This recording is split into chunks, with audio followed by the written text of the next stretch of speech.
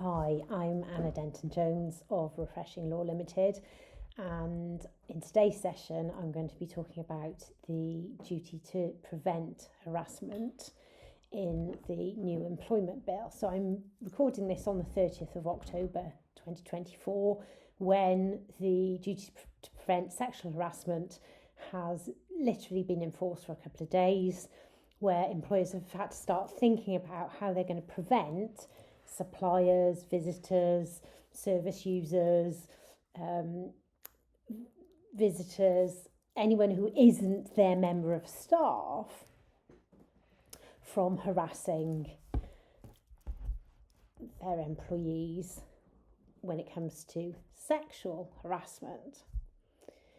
This particular bill that I'm talking about today, that we've just had wind of, which is going to take a while to work its way through Parliament, contains clause 16, which would amend the Equality Act. Firstly, the important thing to say about this is it covers all protected characteristics. We're not just talking about sexual harassment, we're talking about your staff being protected from harassment based on their race or religion or their sexual orientation or being disabled or having undergone gender reassignment, as well as sex harassment and sexual harassment. So it's a lot broader than employers have been getting their heads around. Also, under the current legislation, where there's a duty to prevent harassment, the enforcement of that has been something that only the Equality and Human Rights Commission can do. So it's not something that the employee is going to sue you on themselves.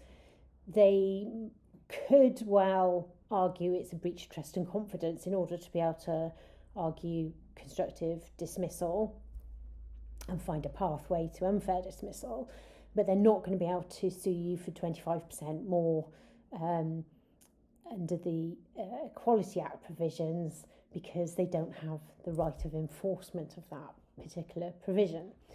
Under this new law that we'll probably get in 2025, then the employer is going to be responsible for any harassment of their staff that takes place, irrespective of which protected characteristic we're talking about, and the employee themselves would have the right to enforce that. So ask for compensation from the tribunal for any harm that they've suffered as a result. Second thing to say about this is that it doesn't really matter what size you are. There's no get out or excuse for employers just because you're small. The test that's going to apply will be around whether all reasonable steps have been taken. And when judging what those reasonable steps look like, a tribunal is going to expect different things of a teeny tiny employer with maybe 2 or 3 people compared to a large organisation. But you're all going to be expected to have risk assessed. I think that's the first thing you need to be worrying about doing.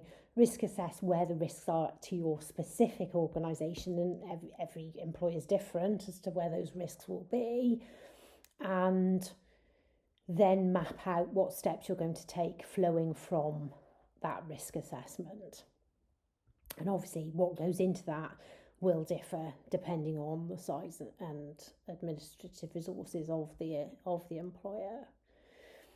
It's clear from current case law in relation to Section 109 of the Equality Act, which is the sort of safe pathway through vicarious liability for an employer, if they can show they've taken all reasonable steps, that the tribunal will very much focus on what steps have been taken before you knew there was a problem. So we might have handled a complaint very well when it got raised, but it's about what have we done up to that point to stop there being a complaint, if you see what I mean. So it is going to be things like notices,